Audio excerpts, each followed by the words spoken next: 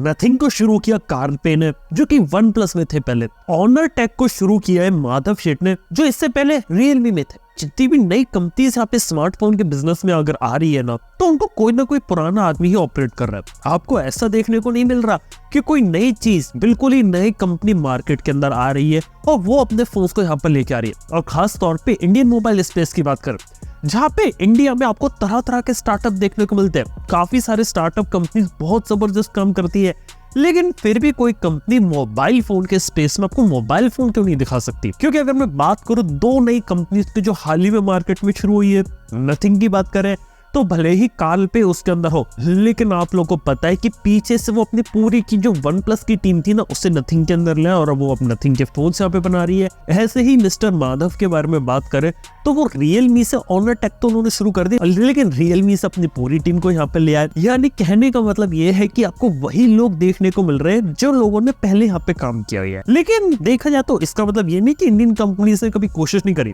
आप लोगों को माइक्रोमैक्स का एक एग्जाम्पल यहाँ पे याद होगा, लेकिन हाँ, वो आज के समय में शायद मोबाइल फोन के स्पेस में शायद दोबारा से ना उतरे। लावा एक अच्छा एग्जांपल है, लेकिन लावा को शुरू में भी काफी लंबा टाइम हो चुका है और वो मैन्युफैक्चरिंग साइड में थोड़ा सा ज्यादा यहाँ पे काम करते हैं। लेकिन बात करूं जो इकलौते इंडियन स्टार्टअप यहाँ पर मैंने मोबाइल फोन के स्पेस में देखा था ना, वो था क्रियो।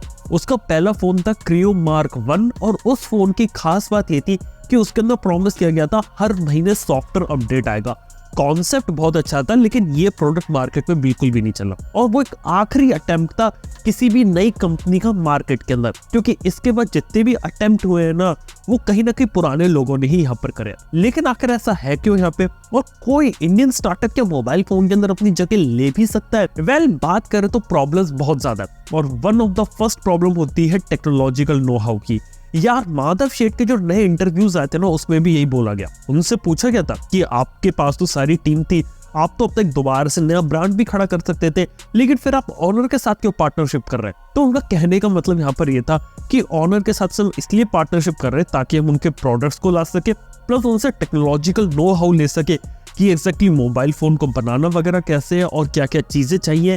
यानी कि पीछे से ऑनर ने सारा काम कर रखा है, बस उन्हें यहाँ पे इंडिया में एग्जीक्यूट करना, और ये सबसे आसान चीज थी। नथिंग ने देखा है तो स्क्रैच से यहाँ पे फोन बनाया, लेकिन नथिंग कंपनी अगर 2020 में कंपनी को शुरू किया गया था ना, तो 2022 में जाके उनका पहला फोन आया। क्योंकि मोबाइल फोन को बनाना कई बार इतना ज्यादा आसान नहीं लगता, क्योंकि इसके अंदर काफी ज्यादा R&D भी लगती है, काफी ज्यादा पेटेंट्स भी लगते हैं, जो कोई भी नई कंपनी होगी ना उसके पास नहीं होगा। सिंपल से एग्जांपल से समझाता हूँ। आपको पता है कि चार्जिंग स्पीड यहाँ पे 100 वॉट के ऊपर पहुंच चुकी है। Xiaomi के अंदर भी आई है, Oppo के अंदर आई है, Vivo में आई है, Infinix जैसी कंपनी की भी 100 वॉट की चार्जिंग टेक्नोलॉजी है। लेकिन इन चारों कंपनी की जो चार्जिंग टेक्नोलॉजी 100 वॉट के ऊपर की, सब आपस में कंपैटिबल नहीं है। सबने अपनी अपनी टेक्नोलॉजी को इन हाउस यहाँ पे डेवलप किया है। और अगर किसी भी कंपनी को अगर इन हाउस यहाँ पे काम करना होगा ना, तो उसे बहुत ज्यादा R&D पे इन्वेस्ट करना पड़ेगा और बहुत ज्यादा टाइम देना पड़ेगा, जो शायद किसी नई कंपनी के पास होता नहीं है। और कोई कंपनी अगर यहाँ पे शुरुआत से पेटेंट और R&D करने जाएगी ना, उसे लिटरली बहुत ज्यादा टाइम लगने वाला एक मोबाइल फोन को निकालने के लिए। तब तक ये जो दूसरी कंपनीज है ना, ये तो मार्केट में और ज्यादा फोन्स भी निकाल चुकी होंगी। लेकिन कहानी यहाँ पे खत्म नहीं होती। आज के समय में मोबाइल फोन को बनाना भी थोड़ा सा आसान है, क्योंकि वहां पे हो गए कंपोनेंटाइजेशन। यानी कि अगर एक कंपनी कोई कंपोनेंट्स लेके वापस मोबाइल फोन को बना रही है, तो उसके पास यहाँ पे ज्यादा कंट्रोल नहीं है। उसे पता है यहाँ पे सोनी से सेंसर लेना है, सैमसंग से डिस्प्ले लेना है, बैटरी यहाँ से लेनी है, प्रोसेसर मीडियाटेक स्नैपड्रैगन से लेना है, वो सारी चीजों को आपस में मिला के एक मोबाइल फोन बनाना है। और मान लीजिए कोई कंपनी अगर एक मोबाइल फोन इस तरीके से बनाती है ना, तो किसी भी चाइनीज कंपनी के लिए कॉपी करना कोई ज्यादा बड़ी चीज नहीं है। वो रातों रात ये लोग यहाँ पे काम कर सकते हैं, उसका कॉम्पिटिटर बहुत ही आसानी से निकाल सकते हैं। ऊपर से दूसरी कंपनी से वो प्राइस गेम वगैरह खेल के जो अपनी कीमत को थोड़ा सा कम करके मार्केट में आसान तरीके से ले जा सकती है। खैर, ये काफी ज्यादा डिफिकल्ट चांसेस तो है, लेकिन फिर भी बात करें, इंडिया में मैन्युफैक्चरिंग साइड के अंदर काम हुआ है, लेकिन जहाँ पे अभी भी थोड़ा काम होना बाकी है ना, वो है R&D स्पेस के अंदर। आप लोग देख सकते हैं कि लावा जैसी कंपनी जो मैन्युफैक्चरिंग तो उन्होंने स्ट्रॉन्ग कर रखा है, लेकिन उसके बावजूद भी नए फोन को लाने में काफी ज्यादा समय लग जाता है। उससे कंपैरिजन में दूसरी कंपनियां हर महीने अपने कुछ ना कुछ प्रोडक्ट्स को निकालती रहती है। लेकिन फिर भी मैं बोलना चाहूंगा कि इंडियन स्टार्टअप के अंदर अभी भी वो स्पार्क नहीं है जो कि स्मार्टफोन कंपनी के लिए होना चाहिए, और उसके कुछ बेसिक फंडामेंटल रीजन है। जैसे कि एक अगर कोई इंडियन स्टार्टअप अगर यहाँ पे मोबाइल फोन के बिजनेस में कूदना चाहेगा ना, तो यहाँ पे कोई भी स्टार्टअप को चाहिए तुरंत ग्रोथ, क्योंकि इंडिया में जो भी वेंचर कैपिटलिस्ट होते हैं ना, वो हमेशा पैसा लगाते हैं राइजिंग इंडस्ट्री में, चाहे वो ई कॉमर्स हो, चाहे वो ऑनलाइन एजुकेशन हो, या फिर कोई दूसरा फील्ड हो। वो हमेशा ये देखेंगे कौन सी ऐसी इंडस्ट्री है जो अभी तक अनटच्ड है और बहुत ही ज्यादा तेजी से राइज करने वाली है। सीधी सीधी बातें उसमें पैसा डालते हैं। अगर वो राइज नहीं कर रहे हैं, अगर वो डिक्लाइनिंग फेज के अंदर है ना, उसमें कोई भी अपना पैसा यहाँ पे डालना नहीं चाहेगा। इवन कोई कंपनी भी वहां पे रिस्क नहीं लेना चाहेगी। और स्मार्टफोन इंडस्ट्री के साथ यही है। आज के समय में स्मार्टफोन इंडस्ट्री डिक्लाइन पर है। 2023 के जो शिपमेंट्स आज के समय में हो रहे हैं ना, ये 2013 के लेवल पे हो रहे हैं। और मैं सिर्फ इंडिया की बात नहीं कर रहा हूँ, मैं ग्लोबल लेवल पे बात कर रहा हूँ। हर एक कंट्री के अंदर डिक्लाइन आया मोबाइल फोन की सेल्स में। अब इसका मतलब ये नहीं कि कंपनीज मोबाइल फोन अच्छे नहीं बना रही। एग्जैक्टली में रीजन यहाँ पर यह है कि मोबाइल फोन ऑलरेडी अब इतने अच्छे हो चुके हैं कि किसी को नया फोन लेने की अब जरूरत नहीं बची है कि मोबाइल फोन में अब कंपनी क्या ही यहाँ पे नया कर लेंगी। बस गिमिक्स वगैरह पे खेल सकती है, लेकिन उनके पास कोई नई चीज नहीं है।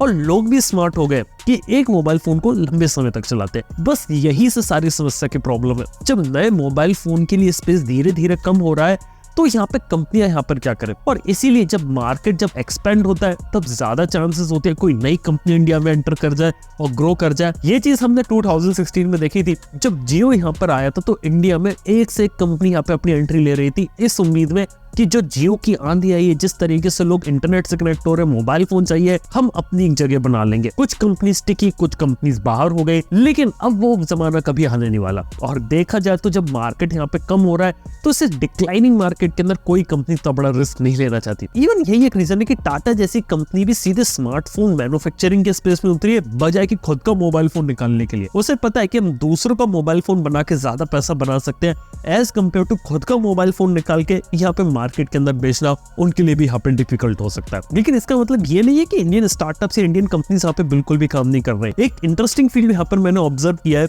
जहाँ पे इंडिया की जो कंपनीज है ना, वो इस लेवल पे काम कर रहे हैं जिस लेवल पे दुनिया की कोई दूसरी कंपनी भी शायद काम नहीं कर रही। और वो है इलेक्ट्रिक टू व्हीलर मार्केट का। इलेक्ट्रिक टू व्हीलर में इंडिया में जिस लेवल के प्रोडक्ट्स यहाँ पे इंडिया में बन रहे हैं ना, वो सच में बता रहा हूँ नेक्स्ट लेवल है। चाहे मैं यहाँ पे टीवीएस की बात करूँ, एथर की बात करूँ या ओला की बात करूँ, ये तीनों कंपनीज आज के समय में ऐसे प्रोडक्ट्स को डेवलप कर रही है कि ऐसे प्रोडक्ट्स की जो क्वालिटी, जो फीचर, जो सेट देखने को मिल रहे हैं ना, ये चीजें आपको बाहर देखने को मिलती नहीं है। चाइना हमसे सिर्फ आगे इलेक्ट्रिक टू व्हीलर के अंदर, वो भी सिर्फ क्वांटिटी में, लेकिन जो प्रोडक्ट की क्वालिटी आती है ना, ऐसी क्वालिटी आपको दुनिया में देखने को नहीं मिलती। मतलब खुद सोचो यार कि आपको एक स्कूटर के अंदर गूगल मैप्स देखने को मिलता है, ये चीज आपको कहीं दूसरी जगह देखने को नहीं मिली, किसी दूसरे स्कूटर में भी देखने को नहीं मिलेगी, कब किसी भी कंट्री में चले जाओ। और सीरियसली ये एक ऐसी इंडस्ट्री जिसके अंदर तो इंडिया मेरे को लग रहा है कि वर्ल्ड लीडर हो सकता है, कि सबसे अच्छे इलेक्ट्रिक टू व्हीलर चाहिए ना, किसी इंडियन कंपनी को पकड़ो। लेकिन यहाँ पर बस एक छोटा सा एग्जांपल समझाने के लिए कि कैसे कि स्मार्टफोन इंडस्ट्री आई थी, उसे हम आसान तरीके से कैचअप नहीं कर पाए, लेकिन एक और इंडस्ट्री ग्रो हो रही है और उसे देख के लगता है कि वहां पे हम एक तरह से वर्ल्ड लीडर यहाँ पे बन रहे हैं। तो वो भी एक अच्छी चीज हो रही है यहाँ पे। लेकिन वही बात करें स्मार्टफोन के स्पेस में, देखो हमने माइक्रोमैक्स का एग्जांपल लिया, यू भी के स्टार्टअप के रूप में आया था, वो भी यहाँ पे फेल हो गया। लावा जैसी कंपनी बस टिकी हुई है थोड़े बहुत फोन्स वगैरह निकाल के। लेकिन आपको बता सकता हूँ कि ऐसा कभी नहीं होने वाला कोई नया आदमी, नई कंपनी स्मार्टफोन इंडस्ट्री को यहाँ पे पूरी तरीके से रिवोल्यूशनाइज कर दे अब दोबारा से। क्योंकि अगर कोई नई कंपनी भी अगर आएगी या कोई नया स्मार्टफोन के अंदर एंट्री भी लेगा, तो आप समझ सकते हैं कि उसका कोई ना कोई बैकग्राउंड स्मार्टफोन स्पेस से होगा, तभी वो वहां पे आ रहा है। लेकिन फिर भी फ्यूचर के बारे में कुछ कह नहीं सकते। क्या पता कोई नई कंपनी कोई कहीं से दोबारा से मार्केट के अंदर आके सब कुछ यहाँ पे रिवोल्यूशनाइज कर दे। देखते हैं क्या होता है आने वाले समय में। बाय द वे इस बारे में आप लोग क्या सोचते नीचे कमेंट बताना भूलो। थैंक यू देखने के लिए। मैं आप दोनों नेक्स्ट वन के अंदर। Good bye.